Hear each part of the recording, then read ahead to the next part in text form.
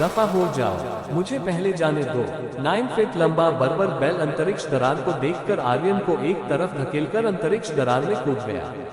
उसका शरीर गठीला था और जब उसके पैर जमीन पर पड़े तो पूरी जमीन हिल उठी और कांप उठी। उसकी शारीरिक शक्ति असीम थी और उसका क्षेत्र संप्रदाय प्रमुख स्तर का था। अचानक हुए हमले से आर्यन भी पीछे हट गया। आर्यन थोड़ा चिढ़ गया, ये बर्बर कहां से आया? मैंने स्थानिक बाधा को तोड़ दिया, तुम लोग लाइन में क्यों घुस रहे हो? लेकिन बर्बर बेल पहले ही अंतरिक्ष की दरार में प्रवेश कर चुका था और महान बादल क्षेत्र से गायब हो गया था। उसने अपनी कुल्हाड़ी उठाए और जैविक हथियारों पर ऐसे टूट पड़ा जैसे किसी निर्जन भूमि में प्रवेश कर रहा हो और उन्हें बेरहमी से काट डाला। आर्यन, यह विशाल बादल लोग हमारे बिग डिपर प्रतियोगिता के आयोजक का तुरुप का पत्ता है। अब बिग डिपर प्रतियोगिता में भाग लेने वाले कई प्रतिभाशाली छात्र इसमें फंस गए हैं और हम पर यह दायित्व है कि हम अंदर जाकर उन्हें बचाएं।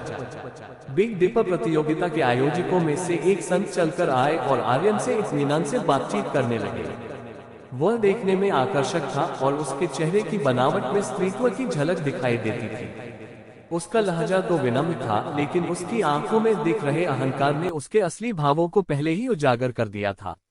ये स्पष्ट रूप से दूसरों को दबाने के लिए शक्ति का दुरुपयोग था, जिसका उद्देश्य इस प्रवेश द्वार पर एकाधिकार स्थापित करना था। आप सभी। आर्यन विरोध करना चाहता था, लेकिन उस संत ने संत के कुछ अंश प्रकट कर दिए। ऊर्जा। वह वास्तव में एक शिखर था, संत स्तर का विशेषज्ञ। शक्ति के मामले में वह दिवंगत नालन वुके से भी अधिक शक्तिशाली था। हमारे बारे में क्या है?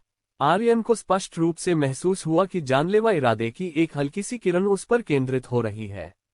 अगर आर्यन मना करने की हिम्मत करता, उसका घातक आक्रमण तुरंत नीचे उतरेगा। बिग डिपर प्रतियोगिता के आयोजकों में से हर किसी को प्रतिष्ठा की परवाह नहीं थी। आर्यन गुस्से में था, लेकिन बोलने की हिम्मत नहीं कर पा रहा था। आखिरकार उसने अपनी आस्तीन झटक दी और एक तरफ हट गया। बिग डिपर प्रतियोगिता की सैकड़ों बल्कि हजारों टीमों की उमड़ती भीड़ उमड़ पड़ी। उनकी गति विशाल और शक्तिशाली थी। बिग डिपर प्रतियोगिता के संत ने अपनी संकीर्ण आंखों से आर्यन को घूर कर देखा। जैसे ही आर्यन जरा सी भी असामान्य हरकत करता, वह निर्णायक प्रहार करके उसे मार डालता।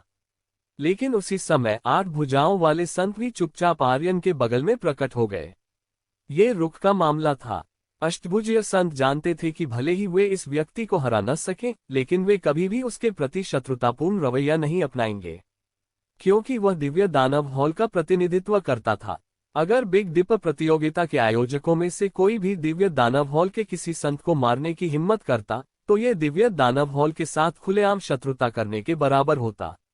यदि दो महान संप्रदाय आपस में युद्ध छेड़ दें, तो एक संत भी उस जिम्मेदारी को नहीं उठा सकता। इसके अलावा अष्टभुजीय संत को भी विश्वास नहीं था कि आर्यन यहां मर जाएगा। वह एक शून्य अमर का शिष्य और जोकी का छोटा भाई था। यदि उसके पास आत्मरक्षा के लिए कोई विशेष उपाय न होता, तो अष्टभुजीय संत स्वयं इस बात पर अविश्वास करने वाले पहले व्यक्ति होते। दरअसल जब 8 भुजाओं वाले संत आर्यन के पीछे खड़े थे, तब सप्तर्षि मंडल के दर्शकों की निगाहों में हत्या का भाव स्पष्ट दिखाई दे रहा था। सेंट किस्को में कुछ अंकों की गिरावट आए। आर्यन अपने छोटे भाई आर्यन को धार्मिकता की गहरी समझ के लिए, स्थानिक बाधा को तोड़ने के लिए और हमारे बिग डिपर प्रतियोगिता आयोजक की शक्तियों को प्रवेश करने की अनुमति देने के लिए धन्यवाद देता है। 3000 सैनिक वहां से गुजरे। सेंट आर्यन भी उनके पीछे जाने ही वाला था, लेकिन इससे पहले कि वह अपना पैर उस पार रख पाता, दरार अपने आप बंद हो गई। चट्टान की दीवार बिना किसी अंतराल के फिर से प्रकट हो गई। क्या चल रहा है? आर्यन ने बंद चट्टान की दीवार को देखते हुए भौहें सिकुड़ी। वह अभी अंदर गया भी नहीं था कि चट्टान की दीवार पहले ही बंद हो गई थी। क्या जो लोग पहले अंदर गए थे, वे अलग थलग नहीं पड़ जाएंगे? अंतरिक्ष में दरार के अस्तित्व की एक निश्चित समय सीमा होती है। यह 1 घंटा, 1 दिन या पलक झपकते ही प्रकट और गायब हो सकती है। मैं इसे नियंत्रित नहीं कर सकता। आर्यन ने पलकें झपकाईं। उसके चेहरे पर अब कोई गुस्सा नहीं दिख रहा था। आर्यन का दिल बैठ गया। ये बहुत बुरा हुआ, वह इसके झांसे में आ गया। आर्यन शुरू से ही इसकी गणना कर रहा था। उसने बिग डिपर प्रतियोगिता द्वारा अधिकृत क्षेत्र के अपेक्षाकृत निकट एक स्थान पर चट्टान की दीवार क्यों खोली, इसके पीछे एक कारण था। ये स्पष्ट रूप से एक सोची समझी योजना थी जिसमें उनके फंसने का इंतजार किया जा रहा था। महोदय, ये बुरी खबर है, प्रवेश करने वाले 3000 सैनिकों में से 100 आत्मा के दीपक एक साथ बुझ गए हैं। आर्यन के बगल में बैठे एक पुजारी ने घबराकर कहा। कितना समय बीत चुका था? 100 लोग तो पहले ही जा चुके थे। इस बार जो भी लोग अंदर गए वे सभी बिग डिपर प्रतियोगिता द्वारा सावधानीपूर्वक चुने गए विशिष्ट लोग थे। अगर वे सभी यहाँ खो गए तो बिग डिपर प्रतियोगिता के उच्च अधिकारी इसका हिसाब नहीं दे पाएंगे। आर्यन, जल्दी से अंतरिक्ष दरार खोलो। आर्यन ने जल्दी करने को कहा। चिंता से उसकी आंखें पहले से ही लाल थीं। उसके अधीन काम करने वाले ये सभी लोग बिग डिपर प्रतियोगिता के आयोजक द्वारा बड़ी सावधानी से प्रशिक्षित प्रतिभाशाली व्यक्ति थे। सामान्यतः किसी भी आकस्मिक मृत्यु से हंगामा मच जाता था। अब उनमें से 100 लोग एक साथ मर गए थे। भले ही वह संत स्तर का विशेषज्ञ हो, फिर भी उसे जवाबदेह ठहराया जाएगा और दोषी ठहराया जाएगा। अंतरिक्ष की दरार खोल लूं? क्या मैंने इसे अभी एक बार नहीं खोला था? ओह, मेरी कमर, मैं नहीं कर सकता। उस आखिरी कोशिश ने मेरी क्षमता से कहीं ज्यादा जोर लगा दिया है। आर्यन ने अपनी कमर पकड़ ली, अचानक बीमारी का नाटक किया और कराहने लगा। आर्यन अचंभित रह गया। ये किस तरह की चाल थी? आर्यन, टालमटोल करना बंद करो। अगर तुमने और देर की तो मैं तुम्हारे साथ सैन्य कानून के अनुसार व्यवहार करूंगा। जब दो ब्रह्मांड युद्ध में होते हैं तो दुनिया के ब्रह्मांड में हर किसी का दायित्व है कि वह बिना किसी मुआवजे के योगदान दे। आर्यन के आरोप एक के बाद एक आते रहे। इससे आर्यन को थोड़ी सांस फूलने लगी। अब मुझमें अंतरिक्ष की दरार खोलने की ताकत नहीं बची है। इस स्थानिक अवरोध को तोड़ना किसी संत के लिए भी मुश्किल है। मैंने अंतरिक्ष दिव्य दाव का इस्तेमाल करके इसे तोड़ा और एक ही बार में मैं थक गया। तुम्हारे लालच और लापरवाही के कारण ही बिग डिपर प्रतियोगिता आयोजक के लोगों ने प्रवेश द्वार पर कब्जा कर लिया और अन्य शक्तियों के विशेषज्ञों को अंदर आने से रोक दिया। अंततः युद्ध प्रयासों में देरी करने का कारण स्पष्ट रूप से तुम ही थे। आर्यन ने उन्हीं की ताकत का इस्तेमाल उनके खिलाफ किया। ये वाक्य कई अन्य बलों के लोगों को भी पसंद आया। बिग डिपर प्रतियोगिता के आयोजक बहुत ही दबंग थे। उनके इलाके में वे अन्य ताकतों के लोगों को कतई अहमियत नहीं देते थे। सेवक कांपते हुए बोला, ताज़ा खबर यह है कि ग्रेट क्लाउड रील में हमारे 200 सैनिक मारे जा चुके हैं। कृपया संत आर्यन, जितनी जल्दी हो सके उन्हें बचाने का कोई रास्ता ढूंढो। मुर्गी चुराने की कोशिश में चावल खो देने का क्या मतलब होता है, इसका सबसे अच्छा स्पष्टीकरण आर्यन ने दिया था। वे डिसेंडर्स और दूसरे छोर के ब्रह्मांड से आए जैविक हथियारों को नष्ट करने का अवसर तलाश रहे थे। हालांकि ग्रेट क्लाउड दायरे में प्रवेश करते ही उन्होंने पाया कि उनके मन में बसी भेड़ें पलक झपकते ही खूंखार जानवर बन गई थीं। वे चारों ओर से घिरे हुए थे। भले ही हर किसी के पास असाधारण प्रतिभा और कई तरह के तुरुप के पत्ते और घातक दांव पेच हो, फिर भी वे दुश्मन की मानव लहर रणनीति का सामना नहीं कर सकते थे, जिसमें जान की बाजी लगाकर रिक्त स्थानों को भरा जाता था। 200 लोग मारे गए। आर्यन को चक्कर आने लगे। ये प्रतिभाशाली लोग थे। उन्होंने बड़ी मेहनत से अपने शिष्यों का चयन किया था। उन्होंने उनमें से प्रत्येक पर अथक परिश्रम किया था। इन सभी लोगों में संत बनने की क्षमता थी। वे असंख्य लोगों के भावी अधिपति थे, सप्तर्षि मंडल प्रतियोगिता के आयोजक के स्तंभ थे। उनकी जान उनके एक गलत फैसले की वजह से गई थी।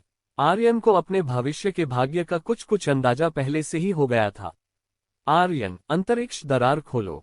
चाहे तुम अपनी पूरी क्षमता का इस्तेमाल कर लो, चाहे राख हो जाओ, तुम्हें अंतरिक्ष दरार खोलनी ही होगी। ये 3000 सैनिक जिन्हें हमने प्रशिक्षित किया है, उनमें से हर एक अद्वितीय प्रतिभा का धनी है। तुम्हें 10 बार मारना भी उनके सिर के एक बाल के बराबर भी नहीं होगा। आर्यन का लहजा आक्रामक हो गया था। वह बिग डिपर प्रतियोगिता में अपनी ताकत का प्रदर्शन करने का आदी था और कोई भी उसकी इच्छा का उल्लंघन करने की हिम्मत नहीं करता था। वो एक संत थे। बिग डिपर प्रतियोगिता के आयोजकों में से एक वरिष्ठ सदस्य थे जिनका बहुत सम्मान था। बाहरी दुनिया में किसी की भी हिम्मत नहीं होती थी कि उन्हें चुनौती दे। ये सुनकर आर्यन के चेहरे से मुस्कान धीरे धीरे गायब हो गई। तो फिर आप बिग डिपर प्रतियोगिता के इन शिष्यों के शवों को इकट्ठा करने का इंतजार कर सकते हैं। असल में मैं सोच रहा था कि अगर आप मुझे मेरी ताकत बहाल करने के लिए कुछ औषधीय गोलियां और कुछ अन्य लाभ, जैसे कि संत निर्माण सामग्री या कुछ हजारों साल पुरानी औषधीय जड़ी बूटियां दे दें, तो मैं आपके लिए अंतरिक्ष दरार को फिर से खोलने पर विचार कर सकता हूं, जिससे आपके 3000 सैनिकों को बाहर आने का मौका मिल सके। लेकिन चूंकि आपने ऐसा कहा तो मैं माफी मांगता हूं। आपको मुझे 10 बार मारने की जरूरत नहीं है। आर्यन, मेरा ये साधारण जीवन एक ही है, और शायद आपकी नजरों में इसका कोई महत्व न हो, लेकिन मेरे दिल में ये बेहद अनमोल है। आर्यन का लहजा ठंडा पड़ गया। वह पूरी तरह से निराश था। बिग डिपर प्रतियोगिता के आयोजक को बचाना अब संभव नहीं था। असल में आर्यन का इन सभी लोगों को फंसाकर मारने का इरादा नहीं था। वह केवल कुछ लाभ प्राप्त करने के अवसर का लाभ उठाना चाहता था, क्योंकि सामने मौजूद महान शत्रु को देखते हुए आंतरिक कलह उचित नहीं थी। लेकिन आर्यन को एहसास हुआ कि बाहरी खतरों से बचाव के लिए पहले अपने घर को व्यवस्थित करना आवश्यक है। बिग डिपर प्रतियोगिता के दृष्टिकोण को देखते हुए उसे बिग डिपर कॉन्टेस्ट ऑर्गेनाइजर को अपना मुख्य शत्रु बनाने पर विचार करना चाहिए, और सबसे पहले बिग डिपर कॉन्टेस्ट ऑर्गेनाइजर को नष्ट करने के लिए अदर शोर यूनिवर्स के लोगों के साथ एकजुट होना चाहिए। 300 लोग। बोलते समय वार्ड बॉय की आवाज कांप रही थी। आर्यन का दिल और भी ज्यादा चिंतित हो गया। यह आर्यन तो बिल्कुल ही बेसुध था। आर्यन, आज चाहे तुम चाहो या न चाहो, तुम्हें ये दरार खोलनी ही होगी। अन्यथा मैं न केवल तुम्हें बल्कि तुम्हारे ग्रह पृथ्वी को भी तुम्हारे साथ नष्ट कर दूंगा। आर्यन को कार्रवाई करने के लिए मजबूर करने हेतु आर्यन बेईमानी भरे तरीकों का सहारा ले रहा था। आर्यन का चेहरा और भी भावहीन हो गया। क्या यह आपका अपना अर्थ दर्शाता है या फिर बिग डिपर प्रतियोगिता के सभी आयोजकों की इच्छा को? क्या इससे कोई फर्क पड़ता है? मैं बिग डिपर प्रतियोगिता के आयोजकों में से एक वरिष्ठ सदस्य हूं। तुम नीच सभ्यताओं के घटिया मूल निवासी, तुम में से हर एक मरने के लायक हो। आर्यन को इस अपमान से बहुत गुस्सा आया। आर्यन ने ठंडे स्वर में कहा, मैंने अपना इरादा बदल दिया है। अब मैं घोषणा करता हूं, यदि तुम महान बादल लोक में प्रवेश करना चाहते हो तो कर सकते हो। इसे सप्तर्षि मंडल प्रतियोगिता के आयोजक के प्रमुखों के साथ बदल लो। स्वर्ग और पृथ्वी लोक में से एक को मार डालो। बिग डिपर प्रतियोगिता के आयोजक का शिष्य और मैं स्वर्ग और पृथ्वी के क्षेत्र को अनुमति दे सकता हूं। शिष्य, प्रवेश करो। एक रोटेशन दायरे के विशेषज्ञ को मारो और मैं एक रोटेशन दायरे के विशेषज्ञ को प्रवेश करने दूंगा। उतरने का स्थान यादृच्छिक रूप से निर्धारित किया जाएगा और यह अन्य तट ब्रह्मांड के जीवन जाल के भीतर प्रकट नहीं होगा। अवरोही, आज मैं बिग डिपर प्रतियोगिता के आयोजक का खून नदी की तरह बहाना चाहता हूं। आर्यन की आवाज धीमी हो गई। ऐसा प्रतीत हुआ मानो पूरी दुनिया धुंधले अंधेरे में डूब गई हो। कुछ संत थोड़े असमंजस में थे, लेकिन फिर वे होश में आ गए। उन्हें ये जानकर बहुत हैरानी हुई कि आर्यन की भावनाएं वास्तव में उनके विचारों को प्रभावित कर सकती हैं। उन्हें लगा कि आर्यन के बारे में उनका अनुमान पहले से ही काफी ऊंचा था, लेकिन वास्तविकता में यह अभी भी थोड़ा कम था। मुझे तो हमेशा से बिग डिपर कॉन्टेस्ट ऑर्गेनाइजर के लोग बहुत ही अप्रिय लगते रहे हैं। उनके सिर के बदले ग्रेट क्लाउड रियल में प्रवेश मिल सकता है, ये तो वाकई बहुत बढ़िया है। सुनहरे बालों वाला एक बंदर सोने का गदा लिए हुए उछल पड़ा। विशाल गदा जमीन पर जोर से गिरी और उसे तोड़ डाला। एक ही वार में सप्तर्षि मंडल के अनगिनत शिष्य खून से लथपथ हो गए। वज्र पे आर्यन की आंखें क्रोध से फट रही थीं। उसने बंदर की उत्पत्ति को देखते ही पहचान लिया। ये पृथ्वी श्रेणी का वज्र वानर था। याओ वंश से संबंध। इस वंश के लोगों की संख्या अधिक नहीं थी, लेकिन वयस्क होने पर वे यिन यांग क्षेत्र के विशेषज्ञ बन जाते थे। उनके वंश से अक्सर संत निकलते थे और मानव जाति के कुछ महान संप्रदाय भी उनसे विशेष रूप से भयभीत रहते थे। एडमेंटाइन वानर ने हमला किया, जिसमें बिग डिपर प्रतियोगिता के कम से कम दर्जनों जीव मारे गए। शिष्यों, सफेद हड्डियों के टुकड़े और गहरा लाल खून जमीन पर बिखरा हुआ था। अच्छा, मैं तुम्हें एक जगह दे दूंगा। आर्यन ने तुरंत एक यिन यांग टेलीपोर्टेशन एरे स्थापित किया और इसे ग्रेट क्लाउड दायरे के आंतरिक भाग से जोड़ दिया। एडमेंटाइन वानर ने छलांग लगाए और उसकी आकृति तेजी से टेलीपोर्टेशन सरणी में गायब हो गई। आर्यन के पास वास्तव में महान बादल लोक तक पहुंचने का एक साधन है। यह एक यिन यांग टेलीपोर्टेशन एरे है जो अनगिनत युगों पहले खो गया था। यह असंख्य लोकों को पार कर सकता है और इसे कोई रोक नहीं सकता। किसी ने यिन यांग टेलीपोर्टेशन एरे को देखते ही पहचान लिया। आर्यन ने मन ही मन सोचा, बिल्कुल सही। इसी वजह से वह पहले यिन यांग टेलीपोर्टेशन एरे को यूं ही प्रकट करने को तैयार नहीं था। हालांकि यह यिन यांग टेलीपोर्टेशन एरे अनगिनत वर्षों से दुनिया से गायब हो गया था, फिर भी ऐसे लोग थे जो इसके मूल को पहचान सकते थे। असंख्य लोगों में विभिन्न विशेषज्ञों की कभी कमी नहीं रही, और यह बिग डिपर प्रतियोगिता ऐसे कई विशेषज्ञों के लिए एक मिलन स्थल थी। नॉर्थ डिपर प्रतियोगिता का आयोजक अत्याचारी और दबंग है, मुझे वे लंबे समय से नापसंद हैं। मैं 10 रोटेशन रील्म को मार डालूंगा। उत्तर डिपर प्रतियोगिता के आयोजक के शिष्यों से निवेदन है कि बदले में मेरी मिनोटॉर जाति के 10 रोटेशन दायरे स्तर के योद्धाओं को ग्रेट क्लाउड दायरे में प्रवेश करने और अवसरों के लिए प्रतिस्पर्धा करने की अनुमति दें। एक संप्रदाय मास्टर स्तर मिनोटॉर ने उदासीनता से बोलते हुए 10 रोटेशन दायरे को कुचलते हुए अपनी जान दे दी। नॉर्थ डिपर प्रतियोगिता के आयोजक 10 साधक, उन 10 ने अंत तक प्रतिरोध किया, लेकिन अफसोस वे एक संप्रदाय के गुरु स्तर के योद्धा का मुकाबला नहीं कर सके। मिनोटॉर, ठीक है। आर्यन ने मिनोटॉर जाति के सदस्यों के लिए यिन यांग टेलीपोर्टेशन एरे खोल दिया। रोटेशन दायरे के 10 मिनोटॉर विशेषज्ञ उपस्थित हुए। आर्यन के फेफड़े मानो फटने वाले थे। आर्यन, तुम तो विद्रोही हो। क्या तुम असंख्य लोगों और मानव जाति के साथ विश्वासघात करने का इरादा रखते हो? आर्यन पागलपन की कगार पर था। ग्रेट क्लाउड दायरे में मौजूद विशिष्ट टीम पहले ही 500 लोगों को खो चुकी थी। 3000 लोगों की मौत हुई, यानी 500 लोगों की हानि, जो कुल संख्या के लगभग छठे हिस्से के बराबर थी। अब आर्यन के लिए ये सिर्फ उन 3000 सैनिकों के नुकसान का मामला नहीं रह गया था। वह लगभग 1 लाख सैनिकों को लेकर आया था, लेकिन उनमें से केवल एक छोटा सा हिस्सा ही महान बादल क्षेत्र में प्रवेश कर पाया था। बाकी लोग बाहर थे। अब अगर आर्यन ने ग्रेट क्लाउड दायरे की स्थानिक बाधा नहीं खोली, तो बिग डिपर प्रतियोगिता महान बादल क्षेत्र में मौजूद शिष्यों का विनाश लगभग निश्चित था, और आर्यन के इनाम ने बाहर मौजूद 1 लाख शिष्यों के जीवन को अनिश्चित बना दिया था। आप असंख्य लोगों का प्रतिनिधित्व नहीं करते, न ही आप मानव जाति का प्रतिनिधित्व करते हैं।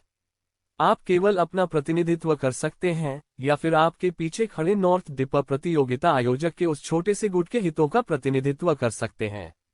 आर्यन ने उपहास किया। वह आर्यन की धमकियों से बेखौफ था, क्योंकि आर्यन का खतरा उसके सामने बेअसर था, मानो एक गुजरती हवा का झोंका ही हास्यास्पद हो। उनका और नॉर्थ डिपर प्रतियोगिता के आयोजक का पहले ही पूरी तरह से मनमुटाव हो चुका था। नॉर्थ डिपर प्रतियोगिता के आयोजक से कितने लोग उत्कृष्ट स्वर्ग और पृथ्वी क्षेत्र से शिष्य से संत स्तर तक क्या बड़े बुजुर्ग आर्यन के हाथों मारे गए थे? ऐसे कई लोग थे। शायद नालन की मौत का आरोप भी उसी पर लगाया जाएगा। आपस में झगड़ा होना और मारपीट होना तो तय था। बात बस इतनी थी कि आर्यन कुछ और समय लेना चाहता था, ताकि दूसरे छोर के ब्रह्मांड के मामलों को सुलझाने के बाद हिसाब किताब कर सके। उसे इस बिग डिपर प्रतियोगिता के लोगों के इतने अधीर होने की उम्मीद नहीं थी। वे शक्तिशाली और दबंग थे, न केवल उसकी जान को खतरा पैदा कर रहे थे, बल्कि पृथ्वी के लोगों को भी अपने दबाव का निशाना बना रहे थे। ड्रैगन की खाल उल्टी होती है, उसे छूने से क्रोध भड़क उठता है। आर्यन के दिल में पृथ्वी ही उसका सच्चा घर थी, वह जगह जहां उसका सही मायने में पालन पोषण हुआ था। पृथ्वी की रक्षा करना उनका दायित्व और कर्तव्य था। जो कोई भी पृथ्वी पर घास के एक तिनके या एक पेड़ को छूने की हिम्मत करेगा, वह उससे मौत तक लड़ेगा। भले ही यह नॉर्थ डिपर प्रतियोगिता के आयोजक का क्षेत्र था, फिर भी वह नॉर्थ डिपर प्रतियोगिता के आयोजक को इतनी मनमानी करने की अनुमति नहीं देता। मानव जाति के भीतर भी प्रतिष्ठा की चिंता के कारण वे नॉर्थ डिपर प्रतियोगिता के आयोजक के साथ खुले तौर पर टकराव करने और बल प्रयोग करने से हिचक सकते हैं। हालांकि अन्य जातियों के लोगों को ऐसी बातों की परवाह नहीं होगी। उदाहरण के लिए याओ जाति के लोग शुरू से ही मानव जाति के रुख के प्रति शत्रुतापूर्ण रहे थे। नॉर्थ डिपर प्रतियोगिता के आयोजक के लोगों को मारने में उन्हें किसी भी प्रकार का मनोवैज्ञानिक बोझ नहीं था। आर्यन का कदम हत्या के लिए चाकू उधार लेने जैसा सरल था, लेकिन इसका मकसद नॉर्थ डिपर प्रतियोगिता के आयोजक को एक खूनी सबक सिखाना था। आर्यन, जब तुम ऐसे हो ही तो मैं भी नरमी नहीं बरतूंगी। तुम्हारा अपराध मौत की सजा के लायक है, और 1000 टुकड़ों में काटकर मौत देना भी इसका प्रायश्चित नहीं होगा। आर्यन ने आर्यन की निंदा की। आर्यन की आंखें थोड़ी सिकुड़ गईं। तो आओ और मुझे मार डालो। आर्यन काफी अहंकारी था और उसने आर्यन की धमकी को बिल्कुल भी गंभीरता से नहीं लिया। आर्यन ने तीखे शब्दों में कहा, यह मत सोचो कि कुछ परंपरागत कलाओं को समझने मात्र से तुम किसी संत को चुनौती दे सकते हो। संत की महिमा ऐसी चीज है जिसे तुम कभी समझ नहीं पाओगे। आर्यन ने आर्यन की ओर हाथ बढ़ाया। उसकी पांचों उंगलियों से धातु, लकड़ी, जल, अग्नि और पृथ्वी की पंचतत्व शक्ति का संचार हुआ। ये बौद्ध धर्म की एक प्रसिद्ध दिव्य क्षमता थी, पंच उंगली पर्वत। जब 5 फिंगर माउंटेन अस्तित्व में आया तो उसने अपनी ही एक अलग दुनिया बना ली जिसमें सब कुछ समाहित हो गया। बोनेश, बाहर आओ, आर्यन ने धीमी आवाज में पुकारा। संत की इच्छाशक्ति का एक अंश अवतरण हुआ। ये दफन अमर आत्माओं के हॉल से बोनेश की इच्छाशक्ति का अंश था जिसे आर्यन को सौंपा गया था, जो एक नाजुक क्षण में उसकी जान बचाने में सक्षम था। बोनेश हॉल ऑफ बरीड इमोर्टल्स का एक उस्ताद था, एक संत स्तर का विशेषज्ञ जिसने 100 से अधिक संतों को मार डाला था। इच्छा शक्ति के इस सूक्ष्म अंश में उसके वास्तविक स्वरूप की 80% शक्ति समाहित थी। बोनेश के हाथ से अचानक एक नाजुक हड्डी की तलवार निकली जिसने शून्य क्षेत्र को ठोस बना दिया और फिर उसे चकनाचूर कर दिया। आर्यन का 5 फिंगर माउंटेन अवरुद्ध हो गया और यहाँ तक कि उसकी हथेली भी फट गई, जो कंकड़ जैसे टुकड़ों में बदल गई और जमीन पर बिखर गई। बोनेश, जो संतों को मारने में माहिर था, स्वाभाविक रूप से उसके अपने तरीके थे। आर्यन को एक सिहरन सी महसूस हुई, उसके रोंगटे खड़े हो गए और वह बुदबुदाया, किलिंग सेंट। संतों में कुछ भेद थे। कुछ संतों ने सहायक दाव परंपराओं के माध्यम से संतत्व प्राप्त किया, जैसे कि औषधीय गोलियों या कलाकृतियों के शोधन के माध्यम से दाव में प्रवेश करना। वे अपने अपने क्षेत्रों में निपुण थे लेकिन हत्या करने में कुशल नहीं थे। हालांकि एक हत्यारा संत हत्या के माध्यम से ही दाव में प्रवेश करता था। ऐसे संत राजाओं की हड्डियों पर चलकर उन्नति करते थे। किंवदंती के अनुसार उनके लिए हर छोटे क्षेत्रीय विकास के साथ जीवन और मृत्यु के बीच संयम और ज्ञानोदय की प्रक्रिया भी होनी आवश्यक थी। ऐसे व्यक्तियों की युद्ध क्षमता सबसे भयावह थी और मात्र क्षेत्र के आधार पर उसका आकलन करना भी असंभव था। बोनेश के आने से आर्यन का दिल पहले से ही बहुत नाजुक स्थिति में था। उन्हें पता था कि आर्यन के पास एक तुरुप का पत्ता है, लेकिन उन्होंने यह उम्मीद नहीं की थी कि आर्यन का तुरुप का पत्ता इतना शक्तिशाली होगा। बोनेश ने आर्यन से लड़ाई की। इस बीच आर्यन ने अपनी निगाहें बिग डिपर प्रतियोगिता के शेष भाग पर केंद्रित कर ली। नॉर्थ डिपर प्रतियोगिता के आयोजक शिष्य, मैंने अभी जो वादा किया था वह अब भी कायम है। हर बिग डिपर प्रतियोगिता के लिए उत्तरी डिपर प्रतियोगिता के आयोजक के शिष्य को मारने पर आपके अधीन उसी क्षेत्र के एक शिष्य को महान बादल क्षेत्र में प्रवेश करने की अनुमति दी जाएगी। आर्यन ने अपनी निगाहें नीचे कर ली। वह बिल्कुल एक चालाक लोमड़ी की तरह दिख रहा था। विभिन्न गुटों के नेताओं ने एक दूसरे की ओर देखा। वे दोनों ही महान बादल क्षेत्र में प्रवेश पाने दूसरे किनारे के ब्रह्मांड से आए अवरोहियों को मारकर अंक अर्जित करने की उम्मीद कर रहे थे, लेकिन साथ ही उन्हें बाद में नॉर्थ डिपर प्रतियोगिता के आयोजक से प्रतिशोध का भी डर था। भेड़िए और बाघ दोनों से डरते हुए वे सोचने लगे कि क्या ये सब करना उचित था। डरने की क्या बात है? सबसे बुरा तो यही होगा कि हमें नॉर्थ डिपर प्रतियोगिता के आयोजक से फिर कभी कोई वास्ता नहीं रखना पड़ेगा। मेरी नॉर्थ डीप रेस दोबारा इस तरह की अनुचित लड़ाई में हिस्सा नहीं लेना चाहती। एक युवक बोला। वह रोटेशन दायरे के केवल तीसरे छोटे चरण में था, बैंगनी रंग का तंग सूट पहने हुए था और उसके पीछे एक धुंधली ड्रैगन की छाया उभर रही थी। उत्तर का गहरा शाही परिवार। इस युवक को देखकर कई लोगों के दिलों में थोड़ी सी दहशत दौड़ गई। नॉर्थ डीप रेस एक अविश्वसनीय रूप से प्राचीन जातीय समूह था। किंवदंती है कि वे उन शाही परिवारों में से एक थे जिन्होंने पिछली सभ्यता के युग में 9 स्वर्गों और 10 भूमियों को नियंत्रित किया था। ब्रह्मांड एक ब्रह्मांडीय विनाश से बच गए। नॉर्थ डीप रेस की विरासत अकल्पनीय रूप से गहरी थी। हालांकि इस जातीय समूह की आबादी बहुत बड़ी नहीं थी, फिर भी उन्हें कम करके नहीं आंका जाना चाहिए या हल्के में नहीं लिया जाना चाहिए। ये तो यंग लॉर्ड हैं। उस युवक के पीछे से संत लोक के 2 रक्षक प्रकट हुए। उन्होंने बैंगनी रंग के तंग सूट पहने युवक को प्रणाम किया और उसके हर आदेश का पालन किया। नॉर्थ डिपर प्रतियोगिता के आयोजक को नाराज करने के बावजूद उन्होंने कोई भय नहीं दिखाया। नॉर्थ डिपर प्रतियोगिता के आयोजक चाहे कितने भी अहंकारी क्यों न हो, वे नॉर्थ डीप रेस को चुनौती देने की हिम्मत नहीं करेंगे। दोनों संतों ने लगभग बिना किसी प्रतीक्षा के अपनी चाल चली। जल्द ही उत्तरी गहरी जाति ने 300 स्थान प्राप्त किए और महान बादल क्षेत्र में प्रवेश किया। उत्तरी क्षेत्र की गहरी नस्ल में लोगों की संख्या अधिक नहीं थी, लेकिन उनमें से प्रत्येक एक कुलीन वर्ग का सदस्य था। आर्यन ने एक अपवाद बनाया। हालांकि विरोधियों ने नॉर्थ डिपर प्रतियोगिता आयोजक के संत स्तर के विशेषज्ञों को नहीं मारा था, फिर भी उसने नॉर्थ डीप रेस के युवक के 2 संत रक्षकों को ग्रेट क्लाउड दायरे में प्रवेश करने की अनुमति दी। बिग डिपर प्रतियोगिता में सैक्ट मास्टर स्तर के विशेषज्ञों के जीवन के बदले इन स्थानों का आदान प्रदान किया गया था। दोनों गार्डों ने नॉर्थ डिपर प्रतियोगिता आयोजक के दर्जनों सैक्ट मास्टर स्तर के विशेषज्ञों की हत्या कर दी थी। इन खूबियों के दम पर 2 संत स्तर के विशेषज्ञों को प्रवेश स्थान मिल गया। उत्तरी गहरी जाति के सभी लोग अंदर जा चुके हैं। अगर तुमने और देर की तो मुझे डर है कि मेरे महान बादल क्षेत्र में मारने के लिए एक भी चूहे का बच्चा नहीं बचेगा। आर्यन अभी भी विज्ञापन बेच रहा था, लेकिन उसकी मार्केटिंग रणनीति संकटकालीन मार्केटिंग में बदल गई थी। धिक्कार है आर्यन, तुम बस थोड़ा इंतजार करो। आर्यन ने ये दृश्य देखा और दांत पीसते हुए मन ही मन सोचने लगा कि काश वह आर्यन के 10,000 टुकड़े कर देता। तुम्हारा प्रतिद्वंदी मैं हूं। लड़ाई के दौरान ध्यान मत भटकाओ। बोन ऐश की आवाज कठोर और ठंडी थी, मानो उसमें किसी भी प्रकार का भावनात्मक उतार चढ़ाव न हो। अचानक उसके हाथ में 3 इंच लंबा खंजर प्रकट हुआ, जो विषैला था और हल्की नीली रोशनी से चमक रहा था। बोन ऐश के हाथ में मौजूद खंजर ने आसानी से आर्यन की बाईं बांह को काट दिया, जिससे मूसलाधार बारिश की तरह खून बहने लगा। क्षण भर की लापरवाही के कारण आर्यन गंभीर रूप से घायल हो गया। वह अपनी बाईं बांह पर लगे घाव को पकड़कर तेजी से पीछे हट गया, लेकिन खून अभी भी बहुत तेजी से बह रहा था।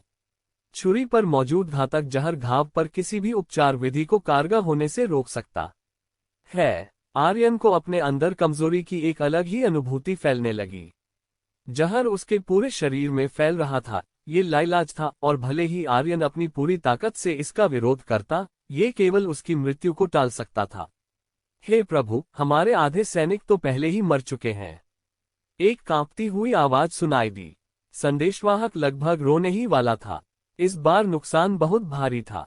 ग्रेट क्लाउड दायरे में भेजे गए सैनिक न केवल बुरी तरह से कमजोर हो गए थे, बल्कि बिग डिपर प्रतियोगिता भी बुरी तरह प्रभावित हुई थी। बाहर मौजूद शिष्य सुरक्षित नहीं थे।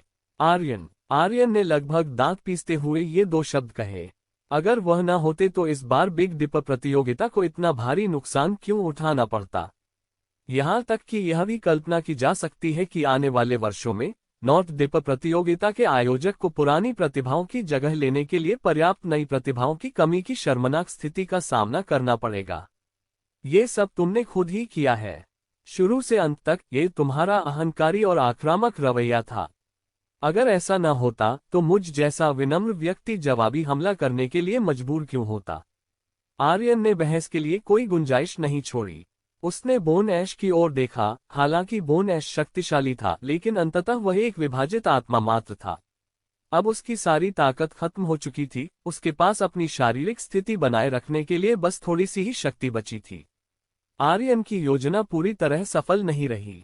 हालांकि कई शक्तिशाली गुट जो नॉर्थ डिपर प्रतियोगिता के आयोजक से नहीं डरते थे, अंततः इसमें शामिल हो गए। हालांकि अधिकांश गुटों के नेता अब भी धूर्त थे और किनारे रहकर स्थिति का जायजा लेते रहे। उन्हें इस बात का यकीन नहीं था कि कितने पुरस्कारों को अंकों के बदले में दिया जा सकता है, लेकिन बिग डिपर प्रतियोगिता को इस हद तक नाराज करना उचित नहीं था कि उससे उबरना असंभव हो जाए। यहाँ तक कि डिवाइन डेमन हॉल, जिसकी बिग डिपर कॉन्टेस्ट के साथ गहरी दुश्मनी थी, ने भी कोई कदम नहीं उठाया।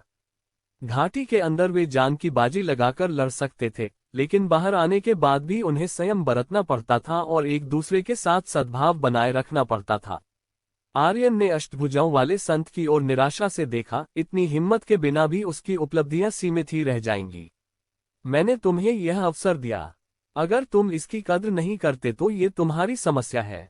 आर्यन ने यिन यांग टेलीपोर्टेशन एरे में छलांग लगा दी। आर्यन की आकृति के गायब होते ही टेलीपोर्टेशन एरे एक जोरदार धमाके के साथ चकनाचूर हो गया, जिससे ग्रेट क्लाउड दायरे में प्रवेश का कोई रास्ता नहीं बचा।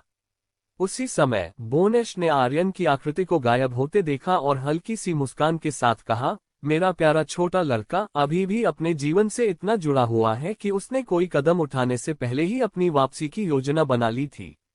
इस बार तो उसने मुझे वाकई एक दिलचस्प शिकार के रूप में पाया, लेकिन दुर्भाग्य से मेरे दिव्य विचार की इस क्षणभंगुरता में निहित ऊर्जा सीमित है, इसलिए मैं इसका ठीक से आनंद नहीं ले सकता। अंततः बोन ऐश की आकृति गायब हो गई। आर्यन ने बोन ऐश को गायब होते देखा और फिर कड़वाहट से कहा, यह आर्यन सचमुच बहुत चालाक है। अगर मैंने इसे पकड़ लिया तो मैं इसकी जिंदगी मौत से भी बदतर बना दूंगा।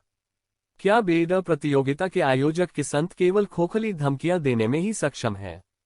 8 भुजाओं वाले संत ने आर्यन को उपहास भरी दृष्टि से देखा। फिलहाल बेड़ा प्रतियोगिता के आयोजक को भारी नुकसान उठाना पड़ा है। हर जगह कंकाल ढेर हो गए थे, पहाड़ों की तरह जमा हो गए थे। इनमें न केवल स्वर्ग और पृथ्वी लोक तथा घूर्णन लोक से युवा पीढ़ी की मध्यवर्ती शक्तियां शामिल थीं, बल्कि भविष्य के संतों के लिए आरक्षित दर्जनों संप्रदाय प्रमुख स्तर के विशेषज्ञ भी थे, जिनकी मृत्यु हो चुकी थी। फिर भी आर्यन और उसके साथी पूरी तरह से सुरक्षित रूप से महान बादल क्षेत्र में प्रवेश कर चुके थे। आर्यन के धमकी भरे शब्दों में विनाश की कोई शक्ति नहीं थी। आर्यन ने क्रोध से भरकर 8 भुजाओं वाले संत की ओर इशारा किया। वाह की ध्वनि के साथ उसने मुंह भरकर काला खून थूक दिया। बोन ऐश द्वारा छोड़े गए घाव में जहर गहराई तक फैल गया था, जो अब उसकी अस्थि मज्जा तक पहुंच गया था। आर्यन का चेहरा उदास था और वह पूरी तरह से हताश हो चुका था। अगर आर्यन पहले से ही किसी घातक जहर से पीड़ित न होता तो बोन ऐश कैसे सफल हो पाता और पीछे हट पाता? ये नीच और निर्लज बच्चा। हमारे बेड़ा प्रतियोगिता आयोजक इसे जरूर सबक सिखाएंगे। हमारे बेड़ा प्रतियोगिता आयोजक की क्षमताओं के बारे में डिवाइन डेमन हॉल को चिंता करने की कोई जरूरत नहीं है। एक राजसी आवाज धीरे धीरे नीचे उतरी। महान ऋषि के दबाव से सभी को घुटन सी महसूस होने लगी। दाव नारदा मुनि, आप सचमुच आ गए। 8 भुजाओं वाले संत ने उस आकृति की ओर देखा जो धधकते सूरज की तरह चमक रही थी, जिससे लोग सीधे उनकी ओर देखने से डरते थे। दाव नारदा मुनि, जिन्होंने 800 वर्ष पहले महान ऋषि अवस्था प्राप्त की थी। 8 भुजाओं वाले संत की धारणा में उन्हें पहले से ही एक अद्वितीय विशेषज्ञ माना जाता था। वह आमतौर पर प्रकट नहीं होता था क्योंकि उनके क्षेत्र में खेती करने के बाद साधारण खजाने उन्हें अप्रभावित नहीं कर सकते थे। दाव नारद मुनि को देखकर आर्यन ने कोई खुशी नहीं दिखाई, बल्कि उनका हृदय बेचैन हो गया, मानो कोई भूत यम से मिल रहा हो। आर्यन, तुमने यहाँ सब कुछ बहुत अच्छे से संभाला। दाव नारद मुनि ने आर्यन को भावहीन भाव से देखा, मानो कोई न्यायाधीश किसी अपराधी के मुकदमे की अध्यक्षता कर रहा हो। हे प्रभु, कृपया मेरी व्याख्या सुनिए। आर्यन ने घबराकर समझाने की कोशिश की। हालांकि दाव नारदा मुनि की एक ही नजर ने उसे पूरी तरह से जमा दिया, जिससे उसके लिए एक भी विचार बनाना मुश्किल हो गया। एक पूरा वाक्य बोलना तो दूर की बात है। स्पष्टीकरण, इसमें समझाने जैसा क्या है? जमीन पर पड़ी लाशें ही सबसे अच्छा स्पष्टीकरण है। मैंने तुम्हें टीम का नेतृत्व करने, महान बादल लोक के मार्ग का पता लगाने और संभव हो तो उसमें प्रवेश करने के लिए भेजा था, ताकि मेरे बेड़ा प्रतियोगिता आयोजक के शिष्यों को यह अवसर मिल सके। मैंने तुमसे कहा था कि उनकी साधना को प्राथमिकता दो, उन्हें मौत के मुंह में मत भेजो। दाव नारदा मुनि के शब्द इतने भयावह थे कि आर्यन को ऐसा लगा मानो वह किसी बर्फीले तहखाने में गिर गया हो। आर्यन हिल नहीं पा रहा था, लेकिन उसकी आंखों में निराशा साफ झलक रही थी। हे प्रभु, कृपया मुझे पुण्य सेवा करके अपने पापों का प्रायश्चित करने की अनुमति दें। आर्यन ने अपनी अंतिम शक्ति का प्रयोग करते हुए दाव नारद मुनि की मुहर को तोड़कर यह वाक्य बोला। दाव नारदा मुनि ने उपहास करते हुए कहा, पुण्य सेवा करके पापों का प्रायश्चित करना? अब तो कोई अवसर ही नहीं बचा। दाव नारदा मुनि की निगाहें झुक गईं, उनकी आंखें नीचे हो गईं। आर्यन का शरीर बर्फ की तरह धीरे धीरे चूर चूर होकर धूल में बदल गया। आर्यन का पतन हुआ, उनकी दिव्य आत्मा विलीन हो गई। एक प्रतिष्ठित संत का अचानक ही निधन हो गया। आकाश के ऊपर भारी शीशे के रंग के बादलों की परतें लगातार एकत्रित होती रहीं, धीरे धीरे एक दूसरे के करीब आती गईं और अंततः घनी होकर ढेर हो गईं। खून के रंग की मूसलाधार बारिश की बूंदें बरस रही थीं। जल्द ही भारी बारिश ने पूरी दुनिया को जलमग्न कर दिया। एक संत का पतन हो गया था और आकाश से रक्त के आंसू बह रहे थे। विभिन्न गुटों की सेनाएं एकदम शांत हो गईं, पहले जैसा शोरगुल अब नहीं था। वे जानते थे कि इस बार युद्ध होगा और नुकसान अपरिहार्य होगा। लेकिन किसी भी संत ने यह उम्मीद नहीं की थी कि संत स्तर का कोई विशेषज्ञ वास्तव में मर जाएगा। एक नजर, एक संत। दाव नारदा मुनि इतना भयावह था कि उसने उनकी अपेक्षाओं को भी पार कर दिया। मैं, दाव नारदा मुनि, अपने नाम से आर्यन के सिर पर इनाम की घोषणा करता हूं। यदि वह जीवित पकड़ा गया तो मैं गारंटी देता हूं कि एक व्यक्ति संत बनेगा। यदि केवल उसका सिर ही मिला तो मैं उसे 3000 वर्ष का जीवनकाल प्रदान करूंगा। दाव नारदा मुनि ने पुनः भाषण दिया। उनके शब्दों के बाद कार्रवाई हुई और एक फरमान आसमान में लहराने लगा। उस फरमान पर एक के बाद एक सुनहरे प्रतीक गिरने लगे। हर किरदार शानदार था, सोने की तरह चमक रहा था। इस आदेश के लागू होने के बाद दाव नारदा मुनि अपना वादा नहीं तोड़ सकते थे। विभिन्न गुटों की सेनाओं में से कुछ बेचैन थे। अगर किसी और को संत घोषित किया जाता तो वे इस बात पर विश्वास नहीं करते, लेकिन यह वादा दाव नारदा मुनि की ओर से आया था और एक फरमान जारी किया गया था। इसी वजह से वे अविश्वास करने में असमर्थ हो गए। प्राचीन काल से लेकर अब तक 2 संत नहीं हुए हैं। यह एक प्राचीन बाल कविता थी। संत दुर्लभ थे। एक सामान्य दुनिया में भले ही किसी युग का भाग्य समाप्त हो जाए, 100 वर्षों के भीतर 2 संतों का प्रकट होना मुश्किल होगा। केवल कुछ महान दुनियाओं और प्राचीन रहस्यमय स्थानों में ही एक ही युग में कई संतों द्वारा दाव को प्राप्त करने का अवसर मिलता है। यहाँ कई संत थे, लेकिन ये हजारों वर्षों में अनगिनत लोगों से एकत्रित होकर आए संतों का समूह था। दाव नारदा मुनि के वादे ने अनगिनत लोगों में इसके लिए लालसा जगा दी। आर्यन, तुम मेरे वेद प्रतियोगिता आयोजक का विरोध करने के लिए सभी प्राणियों की शक्ति का उपयोग कर रहे हो। मैं भी तुम्हें मारने के लिए सभी प्राणियों की शक्ति का उपयोग करूंगा। दाव नारदा मुनि के शब्द धीमे थे, लेकिन प्रत्येक शब्द सोने के समान था। सभी चुप थे। उनकी आंखें झपकी ले रही थीं। किसी को नहीं पता था कि उनके दिलों में क्या विचार पनप रहे थे। क्या यही वो सांसारिक अवरोध है जिसने तुम्हें फंसा लिया है? मेरी राय में ये बस इतना ही है। अंतरिक्ष समय स्वर्गीय दाव हालांकि दुर्लभ है, लेकिन इसका समाधान अवश्य है। मैं इसे अपनी पूरी ताकत से तोड़ दूंगा, चाहे ये कितना भी गहरा क्यों न हो। दाव नारदा मुनि ने एक मुक्का मारा। एक जोरदार धमाके के साथ ये विश्व अवरोध पर जा गिरा। मजबूत चट्टान की दीवार पर धीरे धीरे दरारें दिखाई देने लगीं। दाव नारदा मुनि ने फिर से प्रहार किया, एक और मुक्का मारा और विभिन्न शक्तियों को फंसाए रखने वाली विश्व बाधा एक गर्जना के साथ चकनाचूर हो गई, जिससे चट्टानें हवा में उड़ने लगीं। सभी परिणाम, सभी पक्षी और जानवर, सभी संकट पूरी तरह से गायब हो गए। उनका अस्तित्व समाप्त हो गया। एक महान ऋषि की शक्ति जो सभी स्वर्गों को वश में कर लेती है। संतों में तो उनके साथ कंधे से कंधा मिलाकर खड़े होने की योग्यता भी नहीं थी। चट्टानी दीवार के एक तरफ जैविक हथियार पहाड़ों और समुद्रों की तरह सजे हुए थे और उनके पैरों के नीचे बिग डिपर प्रतियोगिता के 3000 शिष्यों के अभी भी गीले खून के धब्बे थे, जिन्होंने अभी अभी अंतरिक्ष दरार को पार किया था। बिग डिपर प्रतियोगिता ने वास्तव में एक महान ऋषि को अभिनय करने के लिए भेजा था। असंख्य जैविक हथियारों के सामने एक युवक धीरे धीरे बेंत की कुर्सी पर बैठ गया। उसके प्याले में लाल रंग का तरल पदार्थ हिल रहा था और उसमें से खून की हल्की सी गंध आ रही थी। हे नारदा मुनि, कृपया मुझे ज्ञान प्रदान करें। दाव नारदा मुनि ने युवक की ओर देखा। उनका चेहरा गंभीर था। उन्होंने हाथ जोड़कर उससे प्रतिस्पर्धा करने का इरादा जताया। हम दोनों को अभी तुरंत प्रतिस्पर्धा करने की जरूरत नहीं है। कभी न कभी तो हमारे आमने सामने आने के अवसर जरूर मिलेंगे। इस महान बादल लोक में एक बड़ा रहस्य छिपा है। जो भी इसे प्राप्त करेगा उसकी पूरी जाति शक्तिशाली हो जाएगी।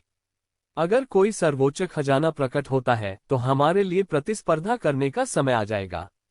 युवक के होठों पर एक चंचल व्यंग्यात्मक मुस्कान आ गई। उसकी आंखें झरने के पानी की तरह निर्मल थीं। यह मेरी इच्छाओं के अनुरूप है। दाव नारदा मुनि ने सहमति जताते हुए सिर हिलाया। इस प्रकार हथियारों की वह लड़ाई बिना किसी निशान के समाप्त हो गई। लाखों किलोमीटर दूर आर्यन एक विशाल इमारत के खंडहरों में पहुंचा। खंडहरों के सामने एक टूटी हुई पट्टिका अभी भी स्पष्ट रूप से दिखाई दे रही थी। यह एक अच्छी जगह है। आर्यन के होठों पर हल्की सी मुस्कान आ गई। ब्लैक डे ग्रुप, यह एकमात्र नाम था जो आर्यन ने 10 साल पहले ग्रेट क्लाउड दायरे में सुना था। यह एक अहम सुराग होना चाहिए। इससे इस महान बादल जगत के रहस्यों को उजागर करने में मदद मिल सकती है। सप्तम चित्र के खजाने में मौजूद बिंदुओं में आर्यन की कोई खास रुचि नहीं थी। अब उसके पास अगर वह चाहता तो औषधीय गोलियां थीं, अगर वह चाहता तो अमर सैनिक थे। वह बस यह नहीं सोच पा रहा था कि वह किस तरह के खजाने का आदान प्रदान कर सकता है जिससे वह प्रभावित हो। हालांकि आर्यन को वह जीन मैप प्राप्त करना ही था। पृथ्वीवासियों के भाग्य को बदलने का यही मूल तरीका था। यदि क्लास एफ जीन मैप भी तैयार कर लिया जाए तो पृथ्वीवासियों के समग्र जीवन स्तर में गुणात्मक छलांग लग जाएगी।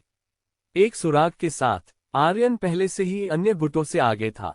आर्यन ने हजारों सफेद छोटे कंकालों को बुलाया। ये छोटे कंकाल कार्रवाई के लिए पहले से ही तैयार थे, अपने हथियारों के साथ, फावड़े, कुदाल, ट्रैक्टर, खुदाई मशीनें। ये निश्चित रूप से एक पेशेवर विध्वंस दल था। एक बार अपरिचित, 2 बार परिचित हुए ये छोटे कंकाल पहले ही आर्यन की पेशेवर इंजीनियरिंग टीम बन चुके थे। आरंभ में ये सभी छोटे कंकाल तपोधरा क्षेत्र स्तर पर थे, लेकिन हर बार जब आर्यन उन्हें बुलाता था तो वह उन्हें कुछ लाभ प्रदान करता था। कुछ समय बाद ये सभी छोटे कंकाल स्वर्ग और पृथ्वी क्षेत्र के स्तर तक विकसित हो गए थे, और उनके दस्ते के कुछ नेता तो घूर्णन क्षेत्र के स्तर तक भी पहुंच गए थे। पाताल लोक में संघर्ष काफी तीव्र थे, और आर्यन ने इन छोटे कंकालों के विकास के तरीकों के बारे में भी सुना था। वे एक दूसरे से लड़ते थे, हड्डियों के लिए भयंकर लड़ाई करते थे और आत्मा की अग्नि को भस्म कर देते थे। ऐसा प्रतीत होता था कि आर्यन द्वारा बुलाए जाने के कारण इन छोटे कंकालों ने आर्यन की कुछ ऊर्जा को अवशोषित कर लिया था, जिससे उनकी आत्मा अग्नि असाधारण रूप से प्रबल हो गई थी। इस प्रकार समान रैंक की लड़ाइयों में उन्हें लाभ प्राप्त था और वे तेजी से विकसित हो सकते थे। लिटिल स्केलेटन्स की कार्यकुशलता बिल्कुल उत्कृष्ट थी। कुछ ही समय बाद ब्लैक डे ग्रुप की इमारत के खंडहरों की खुदाई की गई। इसके कई गुप्त कार्यालय तो वास्तव में पूरी तरह से गायब हो गए थे। उदाहरण के लिए सामग्री कक्ष, जैव रासायनिक अनुसंधान प्रयोगशाला और ऊर्जा आपूर्ति विभाग लंबे समय से वीरान पड़े थे। कुछ चुनिंदा कार्यालयों में ही पूरा साजो सामान बचा था, और अंदर मौजूद सभी कर्मचारी इस अचानक आए आपदा में मारे गए थे। जैसा कि उम्मीद थी, इस महान बादल लोक के लोग सीधे साधे नहीं हैं। उन्होंने अवरोहियों के आने का पहले ही अनुमान लगा लिया था और महत्वपूर्ण वस्तुओं को सुरक्षित स्थान पर ले गए थे। आर्यन की आंखें झपकीं। इसमें कोई आश्चर्य की बात नहीं है कि एनफोर्सर 10 साल पहले के ग्रेट क्लाउड दायरे में प्रवेश करना चाहता था, ताकि वे जिस जीन मानचित्र पर शोध कर रहे थे उसके रहस्यों का पता लगा सकें।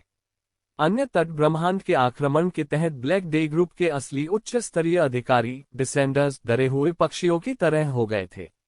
उनके असली सूत्रधार, जो उनके राज अपने साथ लिए घूम रहे थे, किसी अज्ञात स्थान पर भाग गए थे। जब कोई लक्ष्य ही न हो तो कोई व्यक्ति, चाहे वह कितना भी शक्तिशाली क्यों न हो, कैसे कार्य कर सकता है। आर्यन उदास महसूस कर रहा था।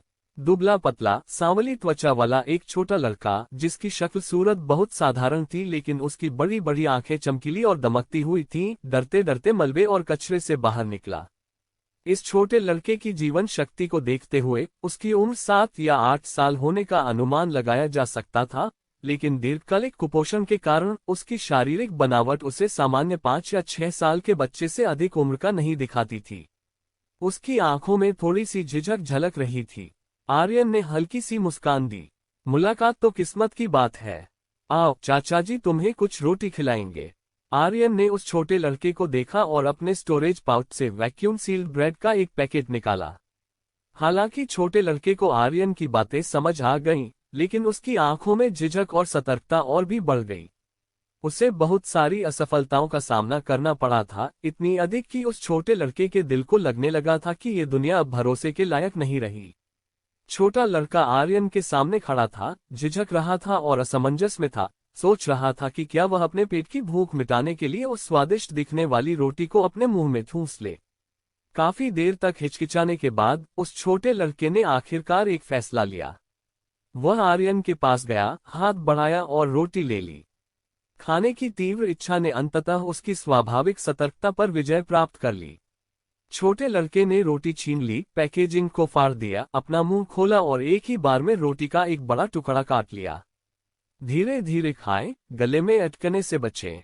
आर्यन ने छोटे लड़के को खाना चट करते हुए देखा और वह सोचने लगा कि उसने कब से ऐसा कोई निरर्थक काम नहीं किया था। वह नश्वर संसार में बहुत लंबे समय तक भटकता रहा था, इतना लंबा समय कि उसने उस छोटे लड़के की तरह अपना दिल बंद कर लिया था। उसके लक्ष्यों के अलावा और कुछ भी उसे प्रेरित नहीं कर सकता था। इसके बाद आर्यन ने मिनरल वाटर की एक बोतल पेश की। फिर उसने लापरवाही से एक पत्थर का स्टूल ढूंढा और बैठ गया। उसने अपनी ठुड्डी टिकाई और उस छोटे लड़के को पानी पीते और गले में अटक रही रोटी को हड़बड़ी में निगलते हुए देखने लगा। उन बड़ी बड़ी आंखों में दिख रही सतर्कता धीरे धीरे कम हो गई। द लिटिल बॉय में आर्यन को अपने बचपन की झलक दिखाई दी, उतना ही जिद्दी और लचीला, जीवन से उतना ही हारा हुआ, और यहाँ तक कि मजबूत बाहरी रूप के पीछे छिपा हुआ दिल भी बिल्कुल वैसा ही था। शायद उसी समय उनके व्यक्तित्व का निर्माण हुआ होगा। बचपन का आघात हालांकि समय की धारा के साथ बहकर अतीत की यादों में तब्दील हो गया था, लेकिन उस आघात से मिले घावों को किसी भी शक्ति द्वारा कभी मिटाया नहीं जा सकता। छोटे लड़के ने जल्दी से रोटी और मिनरल वाटर खत्म कर दिया। अब उसके शरीर में पर्याप्त ऊर्जा भंडार था। उसने मन ही मन हिसाब लगाया कि वह एक और दिन तक जीवित रह सकता है। धन्यवाद। छोटा लड़का आर्यन के पास गया और झुककर प्रणाम किया। उसकी बड़ी बड़ी आंखें कृतज्ञता से भरी हुई थीं। आर्यन के लिए रोटी का एक टुकड़ा और मिनरल वाटर की एक बोतल शायद ज्यादा न हो, लेकिन उस छोटे लड़के की नजरों में डूबते हुए व्यक्ति के लिए यह आखिरी उम्मीद थी, अविश्वसनीय रूप से अनमोल। आपका स्वागत है। आर्यन ने हल्की सी मुस्कान दी। उस छोटे लड़के की मदद करना महज एक सहज क्रिया थी। अब जबकि छोटे लड़के ने रोटी और पानी खत्म कर लिया था, आर्यन को अपना काम जारी रखना था। जहां तक उस छोटे लड़के के जीवन या मृत्यु का सवाल है, आर्यन को अब इसकी चिंता करने की कोई जरूरत नहीं थी। वह कोई उद्धारकर्ता नहीं था, वह जरूरतमंदों की मदद नहीं कर सकता था। वह थोड़ा नर्म पड़ा दिल एक बार फिर ठंडा और कठोर हो गया। इस उपयोगितावादी और उदासीन दुनिया में केवल मासूमियत और दयालुता के सहारे जीवित रहना संभव नहीं है। मेरा नाम रामा है। क्या आप मेरे पिताजी को ढूंढने में मेरी मदद कर सकते हैं? छोटा लड़का काफी देर तक चुप रहा, और जब उसने आर्यन को जाने के लिए मुड़ते देखा, तभी उसने हिम्मत जुटाकर आर्यन से मदद मांगी। उसकी बड़ी बड़ी आंखें आर्यन को देख रही थीं। उनकी आंखों की रोशनी बहुत जटिल थी। उसे उम्मीद थी कि आर्यन उसकी मदद करने के लिए झुक जाएगा, लेकिन उसे इस बात का भी डर था कि आर्यन मना कर देगा, जिससे उसकी आखिरी उम्मीद भी खत्म हो जाएगी। आर्यन ने रामा की ओर देखा और वह भी चुप हो गया। स्वर्ग और मनुष्य के बीच संघर्ष। आर्यन के विवेक ने उसे मना करने के लिए कहा। वह तो बस एक बेचारा बेघर बच्चा था, उसकी मदद करने के लिए कुछ भी नहीं था। लेकिन मेरे भावुक पक्ष ने कहा, इस बच्चे को फिर से निराश मत होने दो। वह बहुत बेचारा है। अगर आप मदद कर सकते हैं तो मदद कीजिए। अंततः काफी देर तक सोचने के बाद आर्यन नीचे बैठ गया और छोटे लड़के के चेहरे से धूल पोंछ दी। रामा, तुम्हें चाचा की मदद की क्या जरूरत है? मुझे उम्मीद है कि अंकल मेरे पापा को ढूंढने में मेरी मदद कर सकते हैं। पापा इसी बिल्डिंग में काम करते थे, लेकिन बिल्डिंग गिर गई और रामा का घर भी गिर गया। घर में सिर्फ रामा ही बची थी और रामा भाग निकली। और बिल्डिंग में पापा रामा से ज्यादा ताकतवर हैं। रामा को लगता है कि अगर वह भाग सकती है, तो पापा भी भाग सकते हैं। बच्चे की आंखों में दृढ़ निश्चय वाली निगाह। यह इस दुनिया के अंधकार में बादलों को दूर करने वाली आखिरी उम्मीद की किरण थी। आर्यन ने फैसला किया कि उसका मिशन रामा को उसके पिता को ढूंढने में मदद करना है। जहां तक आनुवंशिक मानचित्र और ऐसी ही अन्य चीजों का सवाल है, वह इसे भाग्य पर छोड़ देगा। सबसे बुरी स्थिति में वह स्पेस टाइम की को सक्रिय कर देगा। वह 10 साल पहले अवसर की तलाश में महान बादल क्षेत्र की यात्रा करता था। आर्यन को लगा कि वह हाल ही में बहुत व्यवहारिक जीवन जी रहा था, बहुत थका हुआ महसूस कर रहा था, और उसे अपनी अंतरात्मा की आवाज सुनने और एक बार कुछ अतार्किक करने की जरूरत थी। आर्यन के गहरे, आकर्षक वादे को सुनकर रामा प्रसन्न हो उठा। रामा, क्या तुम्हारे पास अपने पिता के बारे में कोई सुराग या जानकारी है? अगर यह सिर्फ एक नाम होता, तो रामा को उसके पिता को ढूंढने में मदद करना पूरी तरह से बेतुका होता, जैसे कुएं में चांद या पानी में फूल। हाँ, रामा ने सावधानीपूर्वक अपने कपड़ों से एक छोटा सा सफेद रुमाल निकाला। रुमाल खोलने पर उसके अंदर एक बैंगनी रंग की क्रिस्टल की चाबी चुपचाप पड़ी हुई थी। रामा पूरी तरह से धूल से सना हुआ था, लेकिन केवल रुमाल ही बिल्कुल नया जैसा सफेद था और चाबी एकदम साफ थी। यह मेरे पिताजी का रामा के लिए जन्मदिन का उपहार है। उन्होंने कहा था कि यह चाबी रामा के भविष्य के जीवन के द्वार खोलेगी। रामा बैंगनी क्रिस्टल की चाबी को ऐसे देख रहा था मानो वह सचमुच अपने पिता को देख रहा हो। आर्यन ने भी बैंगनी रंग की क्रिस्टल चाबी पर अपनी निगाहें जमा ली। उसने चाबी को हल्के से पकड़ा हुआ था और उसके भीतर एक हल्की बैंगनी चमक लगातार प्रवाहित हो रही थी। इस क्रिस्टल कुंजी में अविश्वसनीय रूप से उमड़ती हुई जीवन ऊर्जा थी। लेकिन इस जीवन ऊर्जा के भीतर एक धुंधली रहस्यमय आभा थी। यह विशाल बादल लोक इतना सरल नहीं है। यहाँ तक कि एक भटकते हुए नन्हे लड़के के हाथ में भी ऐसा खजाना है। आर्यन ने मन ही मन आह भरी। इस कुंजी में समाहित जीवन ऊर्जा किसी भी साधारण प्राणी को संप्रदाय के गुरु स्तर तक साधना करने के लिए पर्याप्त थी। बेशक यह प्रक्रिया एक बार की बात नहीं हो सकती, लेकिन अगर यह कुंजी विभिन्न क्षेत्रों के विशेषज्ञों के सामने रख दी जाए तो निश्चित रूप से अफरा तफरी मच जाएगी। रामा, क्या तुमने खाना खा लिया है? धूसर रंग के कपड़े पहने एक अधेड़ उम्र का आदमी धीरे धीरे दूर से आ रहा था। उसका चेहरा उदास था और उसके हाथ में खून से सना हुआ फल काटने वाला चाकू था। धूसर वस्त्र पहने अधेड़ उम्र के व्यक्ति की आंखों में एक हल्की निर्मम हत्या की मंशा झलक रही थी। उसके माथे पर एक बहुत ही हल्का निशान था, शिक्षक गीत। रामा ने धूसर वस्त्र पहने उस अधेड़ उम्र के व्यक्ति को भयभीत होकर देखा, जैसे कोई चूहा बिल्ली को देखता है। लेकिन आर्यन ने तथाकथित शिक्षक वीरवर्मन को ठंडी निगाहों से देखा। आर्यन को शिक्षक वीरवर्मन पर एक अजीब सी आभा का एहसास हुआ। रामा, मैंने तुमसे कहा है कि इधर उधर मत दौड़ो और अजनबियों द्वारा दी गई चीजें मत खाओ। शिक्षक वीरवर्मन की आवाज पहले की तरह ठंडी नहीं बल्कि कोमल थी, लेकिन उनका यह व्यवहार जितना अधिक होता जा रहा था, रामा उनसे उतना ही अधिक भयभीत होता जा रहा था। शिक्षक वीरवर्मन रामा के पास गए। रामा अचानक घबराकर आर्यन के सामने खड़ा हो गया। उसने अपनी बाहें फैला दी और अपने छोटे से शरीर का इस्तेमाल करके शिक्षक वीरवर्मन का रास्ता रोक दिया। इसका अंकल आर्यन से कोई लेना देना नहीं है, रामा ने अंकल से खाना मांगा था। रामा की आवाज काफी बचकानी थी, लेकिन उसमें साहस की भावना झलक रही थी। आर्यन ने रामा को गोद में उठाया और हल्की सी मुस्कान दी। उन्हें अचानक यह एहसास हुआ कि इस बच्चे की मदद करना सार्थक है। अगर कुछ भी हो तो मुझसे पूछो, बच्चे के लिए मुश्किलें मत खड़ी करो। इस क्षण आर्यन को आखिरकार समझ में आ गया कि शिक्षक वीरवर्मन उसे अजीब क्यों लगते थे। क्योंकि शिक्षक वीरवर्मन की आभा अस्थिर थी, जो लगातार सहज लोक और स्वर्ग और पृथ्वी लोक के स्तरों के बीच उतार चढ़ाव करती रहती थी। एक अलग क्षेत्र एक अलग स्वर्ग के समान है। एक छोटा सा क्षेत्र भी युद्ध शक्ति में कई गुना अंतर ला सकता है। प्रमुख क्षेत्रों के बीच आभा में इस तरह के उतार चढ़ाव बहुत ही समस्याग्रस्त हो सकते हैं। शिक्षक वीरवर्मन ने दुष्टतापूर्ण मुस्कान के साथ कहा, तुमने हमारा प्रयोग बर्बाद कर दिया। क्या तुम इसकी जिम्मेदारी उठा सकते हो? शिक्षक वीरवर्मन और आर्यन एक दूसरे के सामने से गुजरे। जैसे ही उनके रास्ते आपस में टकराए, शिक्षक वीरवर्मन की आस्तीन से चांदी की रोशनी तलवार जैसी एक कटार निकली, जैसे कोई जहरीला सांप अपनी जीभ बाहर निकालता है और आर्यन के पेट की ओर वार करता है। चांदी की रोशनी तलवार चमकी। पलक झपकते ही इसने आधे आकाश को रोशन कर दिया। शिक्षक वीरवर्मन का खंजर अविश्वसनीय रूप से तेज था। इसकी गति स्वर्ग और पृथ्वी क्षेत्र के शिखर विशेषज्ञ के बराबर थी। ये गति किसी गुप्त तकनीक को सक्रिय करने से प्राप्त नहीं हुई थी, बल्कि पूरी तरह से उसके भौतिक शरीर की प्रतिक्रिया की गति थी।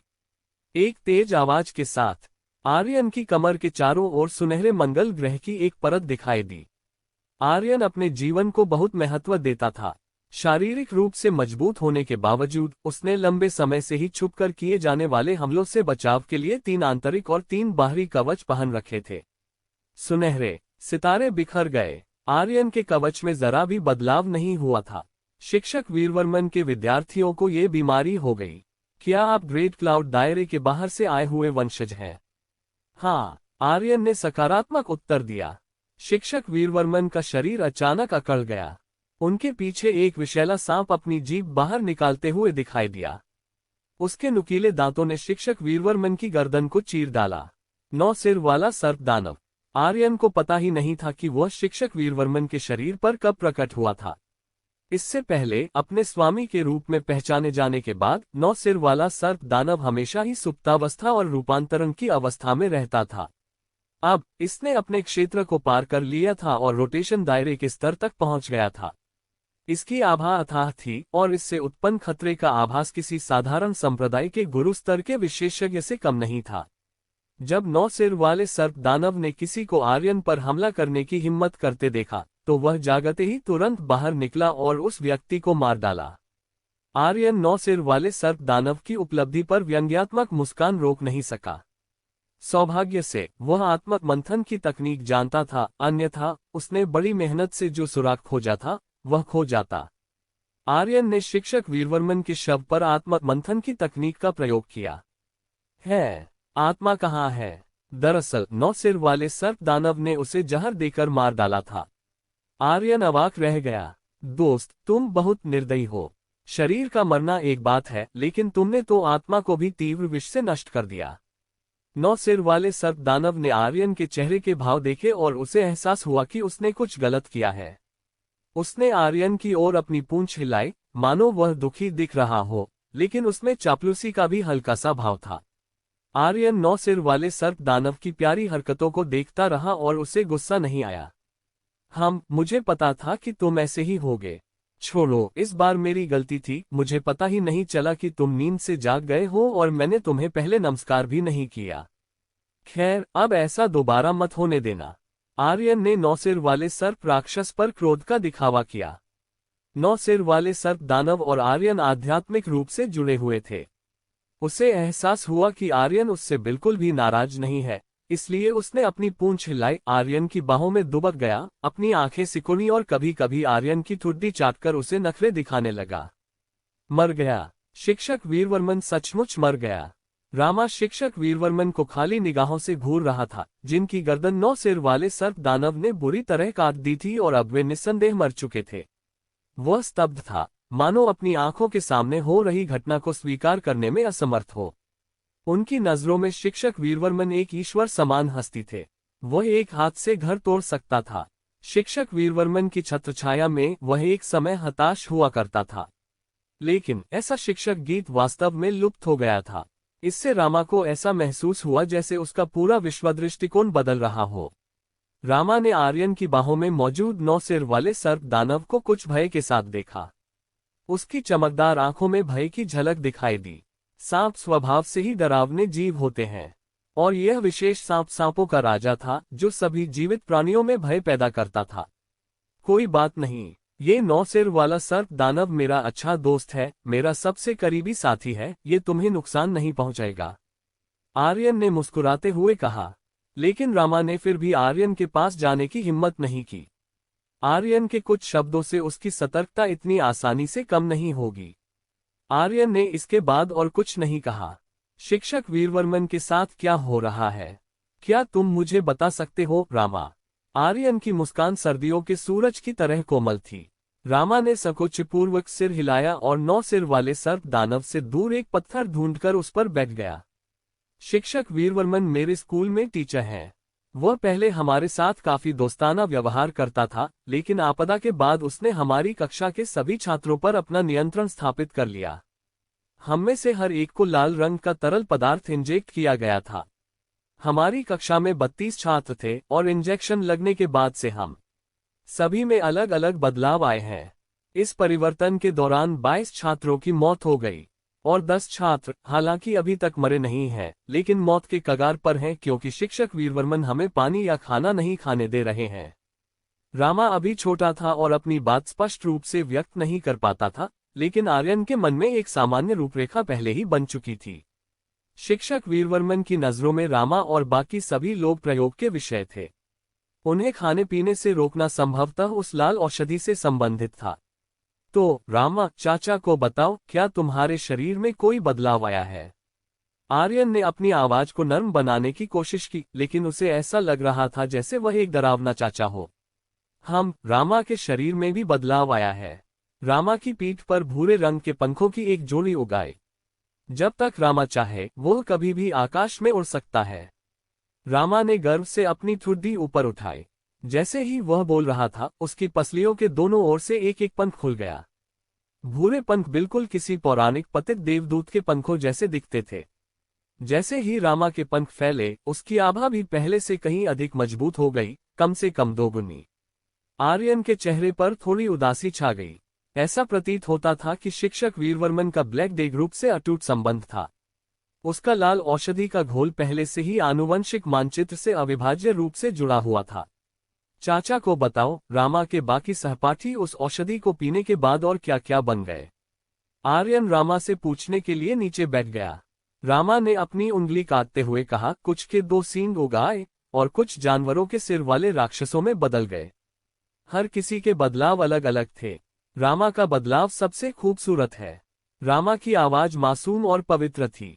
दरअसल शिक्षक वीरवर्मन द्वारा शोधित औषधि में आनुवंशिक मानचित्र की तुलना में अभी भी कुछ कमियां थीं।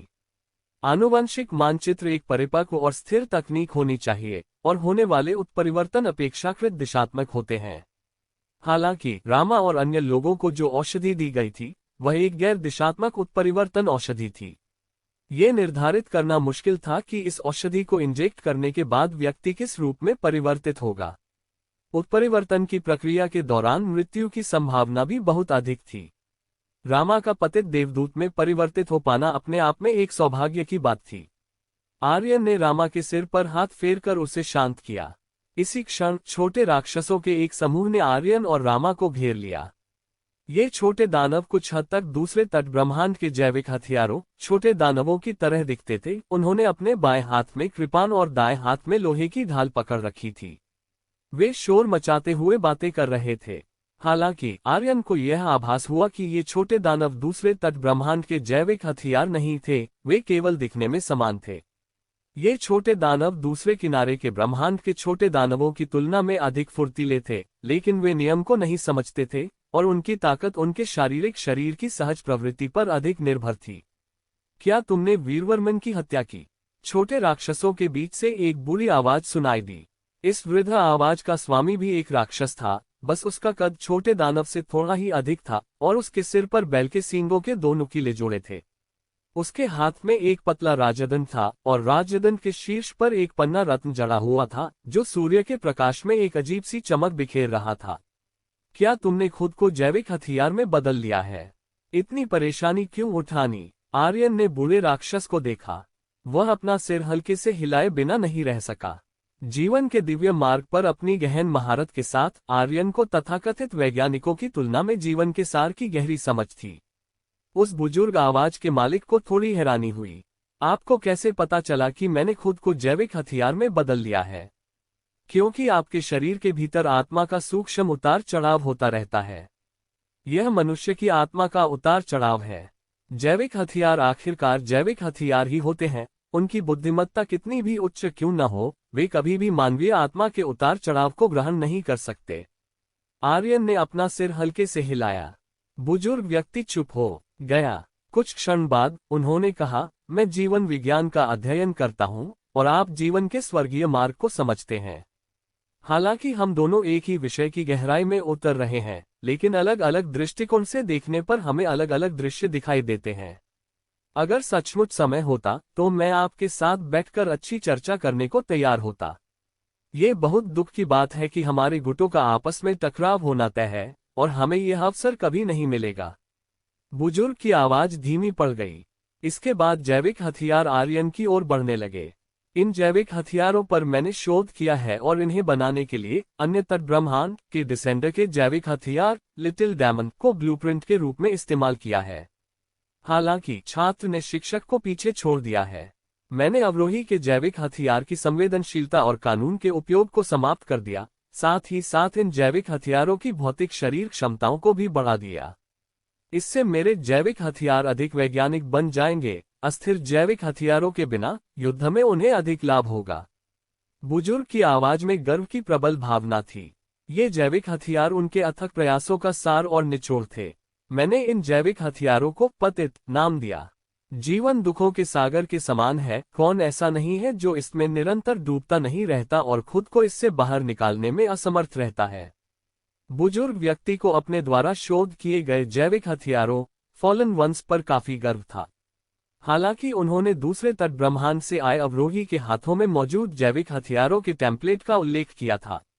आखिरकार उसने एक उदाहरण से दूसरे उदाहरण तक निष्कर्ष निकालते हुए शोध किया और अपनी खुद की एक नई प्रजाति का निर्माण किया। आर्यन कुछ नहीं बोला, वो बस क्षितिज की ओर देखता रहा। इन पतितों से डरने की जरूरत नहीं थी। उनमें से सबसे शक्तिशाली भी केवल रोटेशन दायरे के स्तर पर ही था। यद्यपि वह बुजुर्ग व्यक्ति घूर्णन क्षेत्र के शिखर पर था, फिर भी वह बहुत बूढ़ा हो चुका था और उसकी आत्मा उत्पत्ति का पतन पहले ही शुरू हो चुका था। अगर वह पतित प्राणी में भी परिवर्तित हो जाता तो भी यह व्यर्थ होता। वह अपने शरीर की आयु को अधिक से अधिक 100 वर्ष तक ही बढ़ा सकता था। एक बार जब उसकी आत्मा पतित हो जाएगी तब भी उसे स्वर्ग और मनुष्य के पांचों पतन का अनुभव होगा, अंततः वह नष्ट हो जाएगा और धूल में मिल जाएगा। आर्यन को आभास हो गया था कि असली खतरा क्षितिज से आ रहा है। आर्यन की निगाहों के नीचे आकाश से एक अजगर की आकृति नीचे की ओर झपटी। उसी समय हजारों पंखधारी मानव जाति के सदस्य शून्य लोक के माध्यम से पहुंचे। उनके पंख फैले हुए थे, प्रत्येक 3 मीटर लंबा, आकाश को एक घने काले द्रव्यमान की तरह ढक रहे थे, जिससे सूर्य की रोशनी का प्रवेश भी मुश्किल हो रहा था। पंखों वाले मानव जाति, क्या तुम मेरी जान लेने आए हो? पंखों वाली मानव जाति के ये सदस्य यहाँ जल्दी पहुंच गए थे, लेकिन वे प्रकट होने और कार्रवाई करने में अनिच्छुक थे, स्पष्ट रूप से ऐसी स्थिति की प्रतीक्षा कर रहे थे जहां वे दूसरों के बीच संघर्ष से लाभ उठा सकें। वे आर्यन के प्रति मित्रवत नहीं थे। आर्यन, आत्मसमर्पण कर दो। उत्तर सप्तर्षि प्रतियोगिता के आयोजक दाव नारदा मुनि ने हमें एक ऐसा आकर्षक पुरस्कार दिया है जिसे ठुकराना मुश्किल है। अगर आप जिंदा पकड़े गए तो वह एक व्यक्ति को संत बना सकता है। यह एक महान संत का आदेश है जिसका उल्लंघन नहीं किया जाना चाहिए। ड्रैगन ने मानव रूप धारण कर लिया और वह मुकुट और शाही वस्त्र पहने एक अधेड़ उम्र के व्यक्ति के रूप में प्रकट हुआ। वह ड्रैगन किंग था, जिसका नाम अंशुमान था। उसका असली रूप भी एक पंखयुक्त मानव था, लेकिन युवावस्था में ड्रैगन रूपांतरण की गोली खाने के कारण वह ड्रैगन में रूपांतरित हो सकता था। वह ड्रैगन ट्रांसफॉर्मेशन पिल एक संत स्तर के ड्रैगन के सार से संघनित की गई थी, और आज तक अंशुमान ने इसे पूरी तरह से परिष्कृत नहीं किया था, इसलिए उसका साधना स्तर अभी भी केवल शिखर संप्रदाय मास्टर स्तर पर था। हालांकि उनकी वास्तविक युद्ध क्षमता पहले से ही एक संत स्तर के महाशक्तिशाली योद्धा के बराबर थी। पंखधारी मानव जाति के ये सभी सदस्य उनके कबीले के कुलीन थे। उनमें से सबसे कमजोर भी घूर्णन क्षेत्र के शिखर तक पहुंच चुका था, और कुछ अधिक शक्तिशाली लोग संप्रदाय प्रमुख स्तर तक पहुंच चुके थे। क्षेत्र, उनका लक्ष्य आर्यन को घेर कर मारना, उसे जिंदा पकड़ना और फिर दाव नारदा मुनि के वादे का इस्तेमाल करके अंशुमान को संत लोक में प्रवेश दिलाने में मदद करना था। एक ड्रैगन का संत बनना एक साधारण संत से बिल्कुल अलग था। ड्रैगनों का शरीर विशाल होता है और उनके भीतर निहित वास्तविक ऊर्जा और जादुई शक्ति सामान्य मानव जाति के सदस्यों की तुलना में हजारों गुना अधिक होती है। एक बार संत बन जाने के बाद उनकी शारीरिक क्षमता और जादुई शक्ति दोनों ही अपार हो जाती हैं।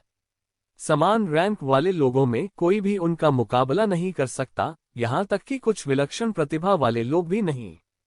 इसके अलावा ग्रेट क्लाउड दायरे में मौजूद ये जैविक हथियार भी हमारे ही हैं। हमारी पंखदार मानव जाति संख्या में कम है, हमारे पास सैनिक नहीं है। अगर हम इन जैविक हथियारों की तकनीक में महारत हासिल कर लें तो हमें फिर तोप के चारे की चिंता नहीं करनी पड़ेगी। अंशुमान की महत्वाकांक्षा बहुत बड़ी थी। वह आर्यन और बुजुर्ग को एक ही झटके में पकड़ना चाहता था। आर्यन ने शांत भाव से अंशुमान की ओर देखा। तुम पंखों वाले मानव जाति ने केवल यही सुना है कि सप्तम प्रभात प्रतियोगिता में भारी इनाम रखा गया है, लेकिन क्या तुमने कभी यह सुना है कि मैंने एक बार अकेले ही सप्तम प्रभात प्रतियोगिता के एक शक्तिशाली संत को मार गिराया था? आर्यन बोला। अंशुमान का दिल थोड़ा कांप उठा। आर्यन ने एक संत की हत्या की। उसे यह बात क्यों नहीं पता थी? एक संत, चाहे वह कितना भी कमजोर क्यों न हो, फिर भी संत ही रहता है। साधारण मनुष्य उनका अपमान नहीं कर सकते। अंशुमान ने दावा किया कि वह एक संत का मुकाबला कर सकता है, लेकिन वास्तविकता में वह सबसे कमजोर संतों के साथ भी कुछ ही वार कर सकता था और पराजित हो जाता था। जहां तक किसी एक को मारने की बात है, वह तो बस एक कल्पना थी। बकवास। किसी संत की शक्ति उतनी ही अप्रत्याशित होती है जितनी स्वर्ग की इच्छा। मैं भी अभी तक संत जगत की शक्ति से काफी दूर हूं। तुम, एकमात्र सुनहरे बालों वाले युवक, ये दावा करने की हिम्मत करते हो कि तुम एक संत का मुकाबला कर सकते हो? क्या आपको लगता है कि मैं आपकी बात पर विश्वास करूंगा? अंशुमान ने बड़ी मजबूती से अपने मन को स्थिर किया। उसने आर्यन को डांटते हुए पलटवार किया। आर्यन ने अंशुमान को ठंडे लहजे में देखा। मैं तो बस सच बोल रहा हूं। क्या आपको लगता है कि मैं चाहता हूं कि आप मुझ पर विश्वास करें? बिग डिपर प्रतियोगिता के आयोजक ने आपको मुझे मारने के केवल फायदे बताए, लेकिन उन्होंने यह नहीं बताया कि मुझे मारने के लिए आपको पहले एक से अधिक संत को खोने के जोखिम के लिए तैयार रहना होगा। आर्यन की आवाज मंद पड़ने से पहले ही मूल स्थान पर उसकी आकृति धुंधली हो चुकी थी। स्वर्ग के द्वार खुल गए। एक स्पष्ट आवाज आकाश और पृथ्वी में गूंज उठी। आर्यन की आकृति किसी अज्ञात समय पर पंथधारी मानव जाति की पंक्तियों के बीच प्रकट हुई थी। पंथधारी मानव जाति की संरचना तुरंत अव्यवस्था में पड़ गई। आर्यन का प्रकट होना अचानक हुआ, मानो वह शून्य लोक से प्रकट हुआ हो।